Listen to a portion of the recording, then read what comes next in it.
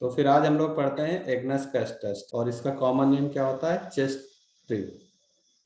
चलो अच्छा आगे आते हैं। तो इसका कॉमन नेम पता लग गया, चेस्ट ट्री है और फैमिली बिलोंग करता है वर्बेनिएसी को।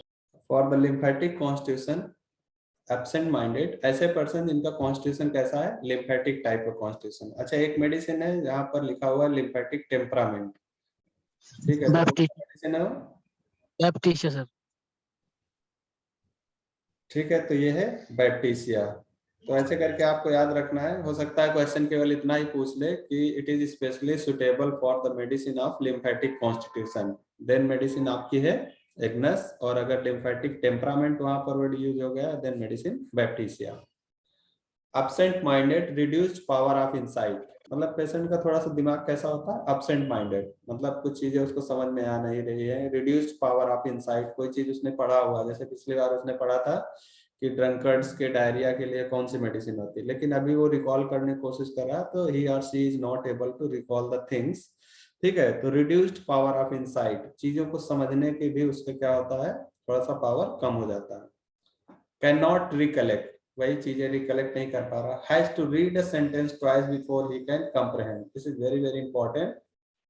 जैसे कई लोग नहीं होते कि दिमाग उनका कहीं और जा रहा है, मतलब बैठे हैं क्लास कर रहे हैं, सामने बैठे हैं, लेकिन दिमाग है कि यार क्लास के बाद अभी ये जाएंगे, घूमने जाएंगे, चाय पीने जाएंगे या ये शॉपिंग करने जाएंगे। तो क्या है कि उनको ठीक से एक बार में चीजें समझ में नहीं आती। तो has to read a sentence twice before he can comprehend, ठीक से समझने के लिए एक बार लाइन पढ़ गया फिर से उसको दोबारा पढ़ना पड़ता है। और किस किस मेडिसिन में ऐसा होता है? लाइकोपोडियम हो गया, फास्फोरिक एसिड हो गया एंड सीपिया हो गया, कि जिनको एक बार में ना समझ में आके दो बार पढ़ना पड़ता है चीज को।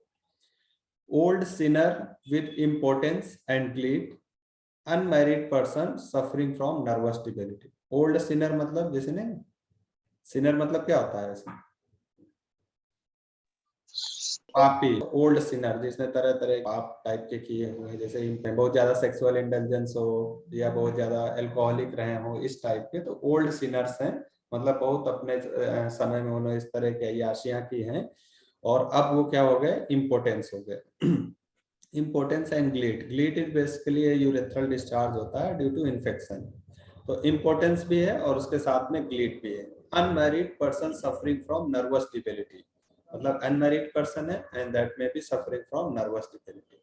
अच्छा, एक चीज याद रखो कि अभी जब हम पढ़ाएंगे तो थोड़ा सा स्पीड को मेंटेन रखना पड़ेगा, तो कुछ सेंटेंस या कुछ सिम्टम को हम छोड़ देंगे, ठीक है? तो इसका मतलब ये नहीं है कि वो सिम्टम इंपॉर्टेंट नहीं है। Symptoms all symptoms of Allen's keynote are important, word to word इसका इंपॉर्टेंट है। तो अगर हम यहाँ पर छोड़ दे रहे हैं तो इसका मतलब ये नहीं कि आप भी उसको छोड़ दें या हल्के में ले लें। हमको यहाँ पर इसलिए छोड़ना पड़ेगा क्योंकि बहुत सारा कोर्स है, तो सारे सिम्टम को एक एक करके डिस्कस करना इज नॉट पॉसिबल। सिम्टम हम छोड़ देंगे, लेकिन आप एक एक सिम्टम को अच्छे से पढ़ेंगे और उसको याद रखेंगे, ठीक है? कोई कंफ्यूजन? No sir. ओके। अब देखो, जैसे बच्चा है, एक बार में इसको नहीं समझ में आ रहा है सिम्टम को, लाइन को समझने के लिए उसे एक से दो बार पढ़ना पड़ता है।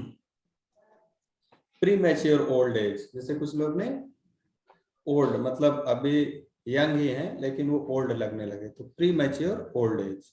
मेलेंकली, apathy, mental distractions and self contempt होता है। Arising in young person from abuse of the sexual power. तो प्री मैच्योर ओल्ड एज कैसे पर्सन में होता है? यंग पर्सन में जिन्होंने कि बहुत ज्यादा एब्यूज किया है अपनी सेक्सुअल पावर का, मतलब when person was in good healthy condition, बहुत ज्यादा सेक्सुअल इन्वॉल्वमेंट उसका रहा। अब इतना ज्यादा सेक्सुअल इन्वॉल्वमेंट या वाइटल फ्लूइड के लॉस के कारण पेशेंट को क्या हुआ? Pre mature old as develop हो गए, मतलब है अभी 30-35 साल के ही लेकिन लग रहे हैं कि 45-55-50 साल के हो गए। तो प्री मैच्योर ओल्ड एज किससे होता है? फ्रॉम द सेमिनल लॉसेस, ठीक है? वाइटल फ्लूइड बहुत ज्यादा लॉस हो जाएगा तो जाहिर सी बात है कमजोरी आएगी, और वो कमजोरी इनमें कैसे दिखती है? प्री मैच्योर ओल्ड एज के रूप में। Complete importance, relaxation, flaccidity and coldness of genitalia, मतलब पूरी तरह से उसका कंप्लीट इंपोर्टेंट हो जाता है पर्सन। इसका बाद देखो, leucorrhoea is very important. Leucorrhoea इसका कैसा होता है? Transparent but staining the linen yellow. Transparent leucorrhoea होगा, मतलब जब वो पास हो रहा है तो हो सकता है लेडी ऐसा बोले कि एकदम पानी जैसा ल्यूकोरिया होता है, बट अगर वो जिस कपड़े में टच होता है वो कैसा हो जाता है? येलोइश हो जाता है। passes imperceptibly from very relaxed part, क्या मतलब हुआ इसका कि ल्यूकोरिया पास हो जाता है और हो सकता है उसको पता ही न लगे। passes imperceptibly मतलब patient is not able to percept it and और ये पास हो गया। तो passes imperceptible from very relaxed part, तो दिस इज वेरी इंपॉर्टेंट कि ट्रांसपेरेंट ल्यूकोरिया है but it is staining the linen yellow। Deficient secretion और suppression of milk in nursing women, again very very important symptom. अब देखो ये nursing women है, ठीक है, नर्सिंग वुमेन है, बच्चे को दूध पिला रही है, लेकिन क्या है कि बच्चे दूध ही नहीं है इनके, या फिर मिल्क का प्रोडक्शन बहुत कम हो रहा है। डिफिशिएंट सिक्रीशन कम हो रहा है, या फिर सप्रेशन ऑफ मिल्क, या मिल्क एकदम से ही नहीं हो रहा है, इसलिए नर्सिंग वुमेन। मेडिसिन है जिसमें अगर किसी लेडी को बच्चा हुआ है, फिर इसके बाद उसको मिल्क नहीं हो रहा है या बहुत इतना कम हो रहा है कि बच्चे का पेट ही नहीं भरता है, तो उस कंडीशन में आप ये 2-4 मेडिसिन है इनके बारे में सोच सकते हैं, ठीक है, ये लाला करके, ठीक है। तो ए से क्या हो जाएगा, ऐसा कटेगा। एल से क्या हो जाएगा, किसी का माइक्रोफोन ऑन है उसको ऑफ कर लो। एल से लैक कनाइनम, और ए से एग्नस, और एल से लैक डिफ्लोरेटम, मतलब लैक कनाइनम है, लैक डिफ्लोरेटम है, एसाफेटिडा है और एग्नस कैस्टस है। कि whenever there is deficient secretion of milk you can think about these medicine often with great sadness। अब देखो जैसे मान लो अगर किसी लेडी को बच्चा हुआ है और उसके बाद उसको दूध नहीं हो रहा है proper and she is not able to feed her baby, then उसको एक दुख जैसा रहता है, सैडनेस होता है उसको कि अरे, मतलब एक तरह से गिल्टी फीलिंग होगी कि हम अपने बच्चे को दूध भी नहीं पिला पाते हैं और इतना कम प्रोडक्शन होता है मिल्क का इस टाइप। तो ऑफन विथ ग्रेट सैडनेस, ठीक है, एंड से शी विल डाई, और इस तरह का हो सकता है वर्डिंग उसका हो कि हम मर जाएंगे। तो this is very important symptom of Agnus castus कि डिफिशिएंट सिक्रीशन होगा मिल्क का, उसके साथ सैडनेस होगा, and lady will often say that she will die. Complain of imaginary odor before the nose as of hearing or musk, ठीक है, इसका क्या मतलब हुआ, कंप्लेन ऑफ इमेजिनरी ओडर, मतलब कुछ है नहीं यहाँ पर कुछ है नहीं, लेकिन फिर भी उसको एक अजीब तरह की इमेजिनरी गंध का आभास होगा, ठीक है। तो complain of imaginary odour before the nose as of herring और मस्क।